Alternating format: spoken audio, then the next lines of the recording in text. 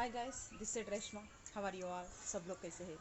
नमस्ते, अस्सलाम वालेकुम, सत श्री अकाल। तो आज का टॉपिक है, मेरे एक दोस्त ने कहा था कि रेशमा, ईगो को कैसे कंट्रोल किया जाए। तो इसके बारे में आज हम चर्चा करेंगे। यार एक्चुअली हम ना अम्मी के घर आए हुए हैं, मेरे घर में नहीं है। तो हम टेरेस पे आए थे, तो यहीं पे हमारी गुफ्तगू होगी आज। तो मोबाइल रखना भी मुश्किल है, लेकिन ट्राई कर रहे हैं। ओके। तो देखो, ईगो, गुस्सा, प्यार, डिप्रेशन, और ऐसे 4-5 स्टेजेस है। इमोशंस हो जाना, सैडनेस हो जाना, ज़्यादा खुशी हो जाना, ज़्यादा गुस्सा आना, ज़्यादा ईगो दिखाना, ये सब हमारे इमोशंस हैं। इस इमोशंस को कैसे कंट्रोल किया जाए? अगर इमोशंस में देखा जाए, ये सब एक से बढ़कर एक इंसान के अंदर दुश्मन है। जैसे ओवर सेंसिटिवनेस, ओवर प्रैक्टिकलनेस, ओके, ज़्यादा गुस्सा करना, और ज़्यादा मतलब उसको क्या बोलते, इमोशंस हो जाना, गुस्सा हो जाना, और किसी को हट कर देना। ईगो, एक है सुपर ईगो। ईगो जो बोल के रहता ना, वो जो उसमें, उस गुस्से में, उस ईगो में इंसान अपने आप को भूल जाना, सामने वाले के ऊपर प्रहार कर देना, अपने गुस्से को काबू और कंट्रोल नहीं करना, ये चीज़ है। इसको कैसे कंट्रोल किया जाए? बहुत आसान है मेरे दोस्त। इसको कंट्रोल कर सकते हैं हम लोग, अगर इंसान चाहा तो। क्या कुछ नहीं कर सकता अगर ठान लिया तो। जब इंसान चांद पर जा सकता है, ब्रह्मांड में जा सकता है, घूमता है, फिरता है, सब कुछ पता लगा सकता है, तो ये इंसान एक छोटी सी जो इमोशंस है, जैसे कि काम वासना, इसको कैसा कंट्रोल करना है, जैसे कि गुस्से को, ईगो को, इन सबको कैसे कंट्रोल करना है, ये सिर्फ एक छोटा सा टॉर्च है। बैटरी हमारे दिमाग के अंदर ही है। उसको कैसा कंट्रोल करे, कैसा कंट्रोल ना करे, कब उसको दिखाए, कब उसको ना दिखाए, किसके ऊपर दिखाए, किसके ऊपर ना दिखाए, इट्स डिपेंड ऑन ऑल। पूरा क्या है, दिमाग, दिमाग के ऊपर रहता है। अगर दिमाग संतुलन खो गया तो इंसान संतुलन खो गया। तो फर्स्ट ऑफ ऑल, जो भी करे होश में रह के करे। आप गुस्सा भी कर रहे, इमोशंस भी दिखा रहे, ईगो भी दिखा रहे, कुछ भी दिखा रहे, जैसा हम ओशो ग्रुप में बोलते ना, साक्षी भाव, साक्षी भाव से देखते रहो। उसी तरीके से आप साक्षी भाव से जो भी कर रहे, जैसा भी कर रहे, जिसको भी बात कर रहे, जिसको भी बोल रहे, कुछ भी कर रहे, होश पूर्वक रह के करो। किसके ऊपर भी आप गुस्सा कर रहे, गाली गलौज कर रहे, ज़्यादा गुस्सा आ जा रहा, किस लिए आ जा रहा, तो ऐसा होने पर भी हम लोग कंट्रोल नहीं कर पा रहे, तो इसका एक हम रामबाण बोलते हैं। हमारा ही हम एक एग्जाम्पल देते हैं। ये सब हम बचपन में ही त्याग दिया था।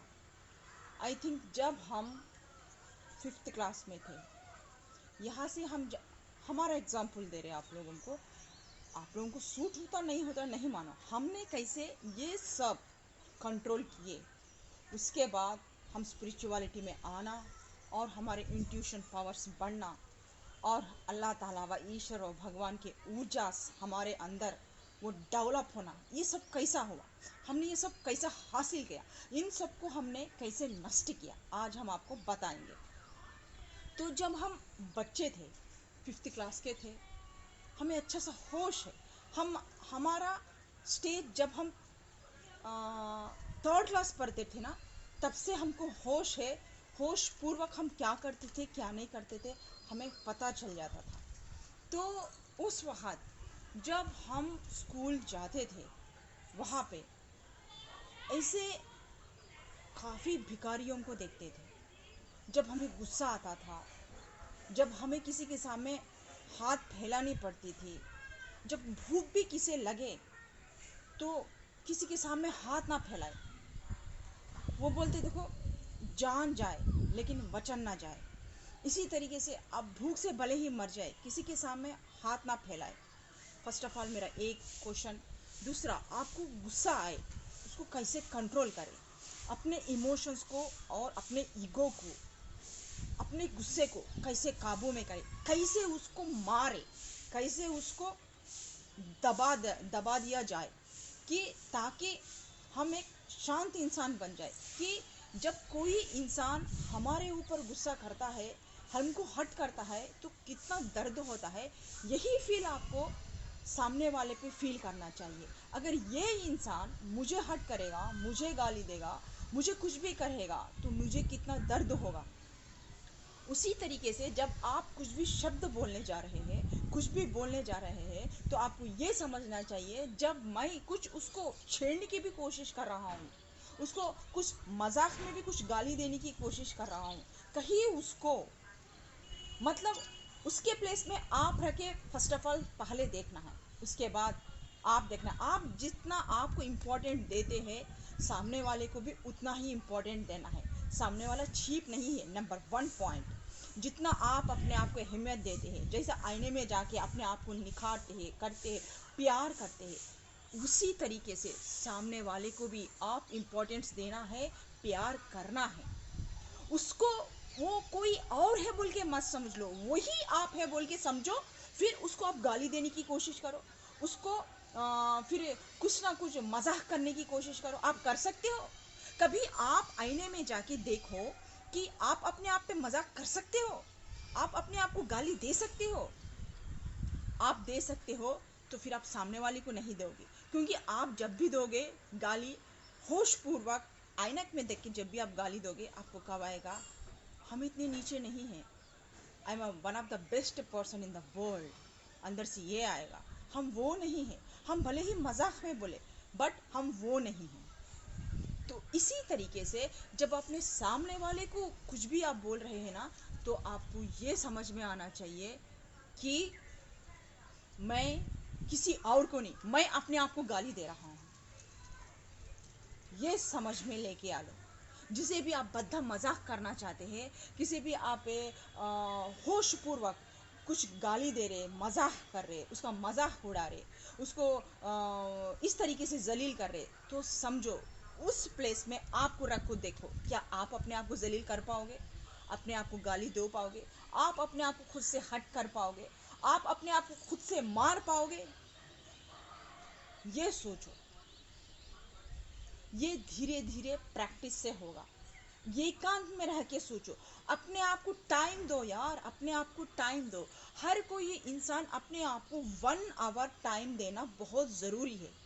तभी वो क्या करता है दिन भर की चर्या में, आप क्या करते हैं, किससे क्या मिले, किससे क्या बात कर रहे, किससे कहाँ गुस्से से बात कर रहे, कहाँ आप हट हुए, कौन आपको हट किया, आप किसके पास किसके आपके लब से किसको हट हुआ। जब आप सोने जाते हैं तो ना, ये एक बार रिपीट करो आप। जैसे आप लेसन्स को पढ़ने के बाद रिपीट करते हैं ना, उसी तरीके से आप स्टार्टिंग से लेकर जब सूरज उगा तब से लेके जब आपने नींद खोली, नींद आपकी खुली, जब से लेके तब तक रात में बिस्तर पे आए तक आपने किसको हट किया, ओके, किसको गाली गलौज की, कहाँ आप गलत थे, कहाँ आप सही थे, ये सोचोगे ना, नेक्स्ट टाइम आप किसी को सताने की, गाली देने की कोशिश भी नहीं करोगे। नंबर 2 पॉइंट मैंने ये सीखा था, और नंबर 2 पॉइंट ए था कि जब मुझे किसी की तड़प, किसी की दर्द, और किसी की अपने ईगो को मारना है, अपने गुस्से को मारना है, अपने अहंकार को मारना है, तो मैंने नंबर 2 स्टेप ये किया कि जब हम स्कूल जा रहे थे, तो वहाँ काफ़ी लोग जो भिखारी बैठ के रहते थे, जो टेम्पल्स के पास, तो वहाँ पे वो लोग जब स्टूडियो पे लोग आते जाते रहते थे, वो लोग वहाँ उन लोगों को पैसा देते थे। तो वो लोग अल्लाह के नाम पे दे दो, भगवान के नाम पे दे दो, इस तरीके से हाथ फैला के मांगते थे। तो हमने वो नज़ारा देखा, हम काफ़ी दिन से देख रहे थे ये क्या चल रहा, हम बच्चे थे ना, तो हमको समझ में नहीं आ रही थी। लेकिन अंदर से एक आवाज़ आई। कभी मैं रोज़ देखती थी, एक दिन आवाज़ आई, ये जो कर रहे हैं क्या मैं ये कर पाऊंगी? कभी मैं इस स्टेज पे आई तो कभी किसके सामने मैं हाथ फैला सकूंगी? ये जो अपना ईगो को मार के, अपने अहंकार को मार के, अपने गुस्से को दबा के, ये सामने वाले पे कैसे गिड़गिड़ा रहे, कैसे हाथ उठा के मांग रहे हैं भिखारी लोग कि अल्लाह के नाम पे दे दो, ईश्वर भगवान के नाम पे दे दो। ये कैसे बोल रहे हैं? ये इन लोगों के दिल में से कैसा आ रहा है? ये लोग अपने उस ईगो को, अपने इस गुस्से को कैसा ख़त्म कर दिए? ये भी तो हमारे जैसे ही इंसान है, ओके? हमारे जैसे उन लोगों को दो हाथ दो पैर है। फिर ये लोग, हम जो नहीं कर पा रहे ये लोग कैसे कर रहे? जब ये लोग कर सकते तो हम क्यों नहीं कर सकते? हम भले ही नवाब के बेटी थे, सैयद अहमद, मीन्स मेरे पापा का नाम सैयद अहमद था, मीन्स वो मेरे पापा को नवाब गारू बोल के बुलाते थे। हम नवाब गारी की बच्चियाँ थी। हमारा ये एक स्टेटस था, एक लेवल था समाज में। मुझे जब उस स्टूडियो के पास जाके मुझे वो चेक करना था कि ये होता क्या है ईगो, ये होता क्या है घमंडागी, ये होता क्या है गुस्सा, इसको कैसा दबाना है। अंदर से एक आवाज़ आई कि तुम भी जाके उधर बैठो। ये मेरे लिए आसान नहीं था कि हम जाके उधर बैठे भिखारियों के लाइन में, जो मेरा कोई भी लगता नहीं है, और इतना घटिया स्मेल आता है, नहाते नहीं है, करते नहीं है, गंदे कपड़े हैं, ये सब कुछ है। और मुझे ये त्याग देना है, मुझे इसके बारे में जानना है। मेरे अंदर जो गुस्सा है, ईगो है, जो डोमिनेटिंग है, उसको गिराना है। आज हमने गिराया तो फिर ये कभी उठेगा ही नहीं। पूरे साक्षी भाव से होशो हवास में मुझे करना है। ये एक बार हमने कर लिया, इस पे विजय पा लिया, तो फिर हमें इसको हम कंट्रोल कर सकते हैं। हर चीज़ को, हर इमोशंस को, हर गुस्से को, हर ईगो को हम उसके ऊपर डोमिनेट कर सकते हैं। ये मेरे ऊपर कभी डोमिनेट ही नहीं करेंगे। तो फिर मैंने, अंदर झिझक हो रही थी, रोना आ रहा था, हमें बहुत पीड़ा हो रही थी, दर्द हो रहा था, फिर भी हमने बैठा। अब अच्छे घराने वाले बच्चे बैठे तो लोग देखेंगे, हंसेंगे। फिर हमने अपने बालों को मेसी किया, फिर वहाँ जाके कुछ कर्चीफ डाल के बैठे। अब मेरे को हाथ नहीं आ रहा था मांगने के लिए कि बाबा एक पैसा दे दो, दो पैसा दे दो। ये लोग कर रहे थे।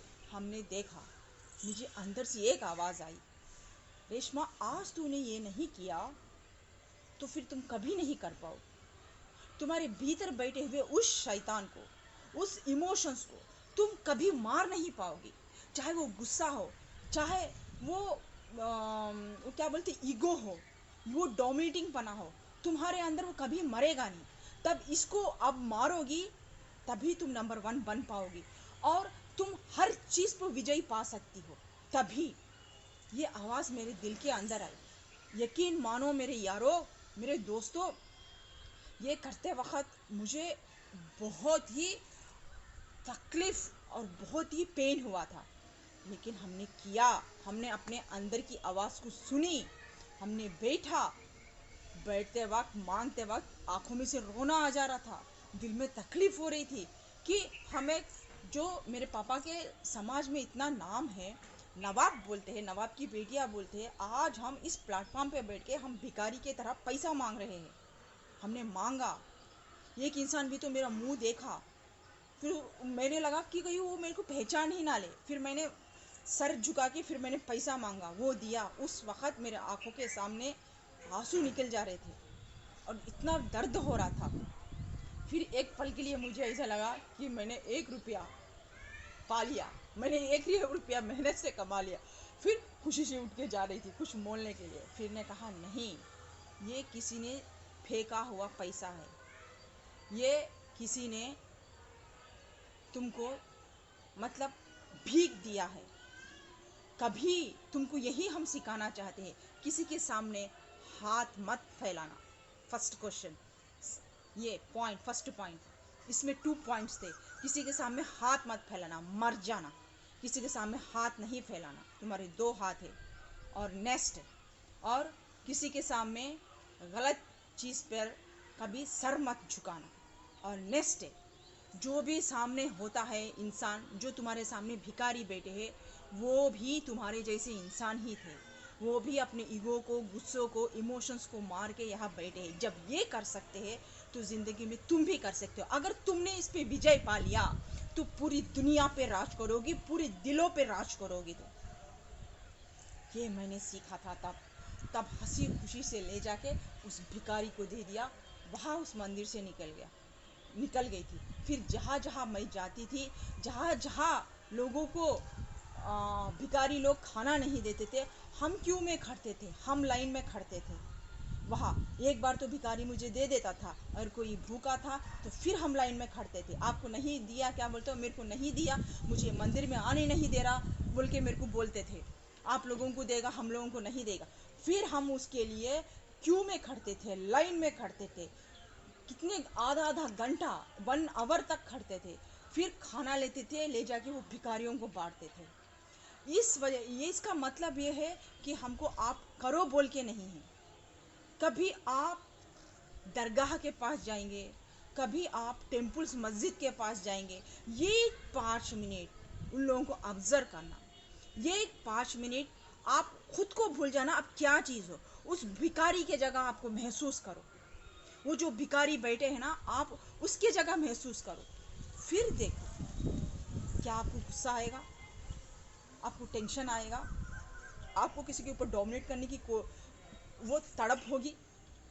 आपको कभी किसी के साथ भद्दा खिल्ली मजाक करने का, किसी को सताने का दिल करेगा। तब भी आप वहाँ कर पा रहे तो फिर आप हैवान हैं, इंसान नहीं हैं। क्योंकि इंसानियत हमारे अंदर ही है, हमारे सोच में है। हम कैसा लेते हैं, उसको पॉजिटिव लेते हैं या नेगेटिव लेते हैं। अगर आप चेंज होना चाहते हो तो आप खुद को ही चेंज करना पड़ेगा। आपको कोई चेंज नहीं कर सकता, कोई इंसान चेंज नहीं कर सकता, कोई इंसान आपको समझा नहीं सकता। आप चेंज होना है तो आप खुद ही को ही चेंज होना पड़ेगा। इंसान में वो फितरत है। इंसान को जब तक समझाया जाएगा, जब तक बोला जाएगा, उसका ईगो, उसका टेम्पर, उसका गुस्सा उसको आग के तरह उगलेगा। ये मेरे को बोलेगा क्या, ये मेरे को बोलेगी क्या। एक शौहर हो, एक बीवी हो, एक माँ हो, एक पेरेंट्स हो, एक बाप हो, एक भान भाई हो, सब लोग ये मेरे को बोलेगा क्या, ये मेरे को बोलेगी क्या। इस तरीके से हर रिश्ते में यही है, ईगो डोमिनेटिंग। कभी आप ऐसे लोगों के जगह जहाँ जाते हैं, पैसा देते वक्त एक बार 1 मिनट 2 मिनट के लिए उसके तरफ देखना, फिर महसूस करना, उसके जगह आप लोग महसूस करना। आपको कोई चेंज नहीं कर सकता, आप खुद आपको ही चेंज कर सकते हैं। जो इगोइस्टिक पर्सन है, गुस्से वाले पर्सन है ना, आपको कोई समझा नहीं सकता, कोई रास्ते पे लेके आ नहीं सकता। एक ही इंसान है वो एक ही इंसान है जो आप अपने आप को सुधार सकते हैं, और बाकी का कोई नहीं। तो ये था what is the ego, ego को कैसे मारा जाता है। ईगो अपने अंदर ही है, वो बहुत बड़ी चीज नहीं है, वो एक इमोशन है। ईगो जो है ना, वो एक इमोशन है। उस इमोशंस को भले ही आप ही उसको काबू करना पड़ेगा, क्योंकि वो आपके अंदर ही है शैतान, आपके अंदर ही है वो नेगेटिविटी, आपके अंदर ही है वो कंट्रोलिंग। कोई और नहीं कर सकता, ना आपका बाप, ना आपकी बीवी, ना आपकी बेटी, ना आपकी माँ। क्यों? क्योंकि ये प्रॉब्लम सिर्फ आपका है, फाइट सिर्फ आपको करना है। इसके अंदर की बुराई से लड़ना सिर्फ आपको ही है, किसी और को नहीं। जब आप इस पे विजय पालेंगे, जब आप इसको फाइट करेंगे, जब आप साक्षी भाव से, खुले दिल से, खुले आंखों से आप क्या करते हैं, आप होश पूर्वक करेंगे, देखेंगे, कुछ सामने वाले इंसान से सीखेंगे, तब जाके आपके इस ईगो को इस अहंकार को, इस गुस्से को, वो हर चीज को मार दोगे, फिर आप में वो करुणा भाव, वो दया भाव आना ही आना है यार। आपको इस जहां से, इस लोगों से आपको प्यार होना ही होना है। चाहे वो भिखारी भिखारी से हो, चाहे पक्षियों से हो, चाहे जानवरों से हो, चाहे आपके दुश्मन से भी हो, आपको वो माफी की तलब आपके दिल में आ जाएगी, आप माफ कर दोगे। जब ये आप मार दोगे, आपके अंदर सिर्फ एक ही रहेगा, प्यार। प्यार बांटना, प्यार देना, लोगों को समझाना। जब ये मार दोगे, आपके अंदर वो ईश्वर बसेगा, वो खुदा बसेगा। जहाँ खुदा बसता है वहाँ कोई ना नफरत आगी, ना गुस्सा, ना ईगो, ना कोई टेम्पर। फिर आप प्यार ही प्यार बांटोगे, प्यार ही प्यार दोगे। फिर चाहे आपको कोई भी बोले, कोई आपको पागल बोले, कोई आपको इगोइस्टिक बोले, वो आप इन सब लोगों से परे है। फिर आप एक ब्रह्मांड हो अपने आप में। इस लेवल पे जाने के बाद आपको कोई नहीं समझ पाएगा, क्योंकि आपको समझना किसी की बस की बात नहीं है। फिर क्योंकि वहां आपका खुदा बसता है। और जो भी है, खुदा को याद करिए, वह ईश्वर भगवान को याद करिए, नमाजें पढ़िए, कुरान पढ़िए, चाहे वो भगवत गीता हो, जिस मजहब के भी हो। ये 10 मिनट, एक आधा घंटा उसके लिए निकालिए। फिर देखिए आपकी जिंदगी में वो बदलाव आएगा या नहीं। आपकी जिंदगी में जो ये बीज है, नेगेटिविटी बीज, अहंकार, ईगो, डोमिनेटिंग, वो जाएगा या नहीं। पूरा सृष्टि का राज हमारे इस पवित्र कुरान, भगवत गीता, इसमें सब कुछ लिखा हुआ है। कहीं बाहर से आपको ढूंढने की जरूरत नहीं, इसके अंदर ही पूरी दुनिया, पूरी ब्रह्मांड है। अगर आप सीखना चाहते हैं तो, आप अपने अंदर के शैतान को मारना चाहते हैं तो, बस आप वो देखने की आंखें चाहिए, उसको महसूस करने का दिल चाहिए, उसको, उस परमात्मा को, वह खुदा को, वह परवरदिगारा को याद करने का, सच्चे दिल से याद करने का वो पाक जुबान, पाक दिल, पाक आंखें चाहिए। जब आपके भीतर के सब अहंकार को, ईगो को आप मार सकते हो, फिर आप किसी को एक लफ्ज बोल के देखो, अगर वो बोलेगा तो भी आप हंस के निकल के चले जाओ, क्योंकि सामने वाले को फिर आप पागल दिखोगे।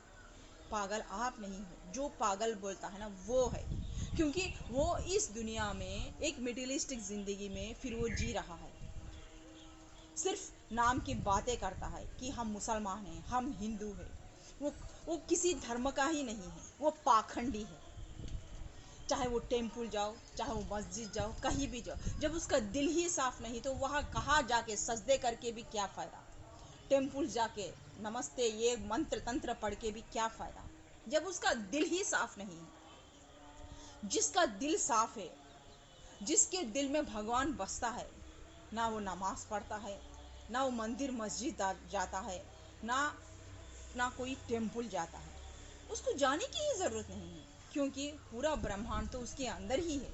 और उसने, उसके भीतर जो है ईगो, ये वो अहंकार, ये पाखंडीपना, ये जो वासना, कामनाएं, लस्ट, सभी इसके अंदर से उगते हैं, कहीं बाहर से नहीं, कहीं किताबों में से नहीं, इसके विचार में से उगते हैं, इसके दिल में से उगते हैं। तभी इसको ही आपने नष्ट कर दिया, यहाँ से नष्ट कर दिया, इस सोच को, इस जो नेगेटिविटी सोच को मार दिया, या दिल में हुए उस अरमान को खत्म कर दिया आपके सच्चे इरादों से, नेक भाव से। तब तो आप पूरा ब्रह्मांड हो। फिर आपको कौन सी भगवत गीता की हो, चाहे कुरान की हो, चाहे मंदिर मस्जिद की हो, गुरुद्वारा की हो, कहीं जाने की जरूरत नहीं। वो परमात्मा फिर आपके भीतर ही है। फिर देखो आप में वो ईगो कैसा आएगा, वो अहम भाव, अहंकार, डोमिनेटिंग आप में कैसा आएगा। तो दोस्तों, शायद आपको समझ में आया होगा कि ईगो कहाँ है, हमने कहाँ उसको सर पे चढ़ा रख के बैठा है, और कहाँ से उसको साफ करने की ज़रूरत है। आई होप कि आपको ये समझ में आई बात कि आपको इस ईगो को कहाँ से निकालना है, इस गंदगी के इस ऐसे इमोशंस को कहाँ से साफ करना है। तो यहाँ से अपनी रीडिंग ख़त्म होती है। फिर एक नई रीडिंग के साथ आपकी रेशमा बहुत जल्द आपके सामने हाजिर होगी। तब तक के लिए इस रेशमा को इजाज़त दीजिए। बाय, खुदा हाफिज़, शब्बा खैर, लव यू ऑल।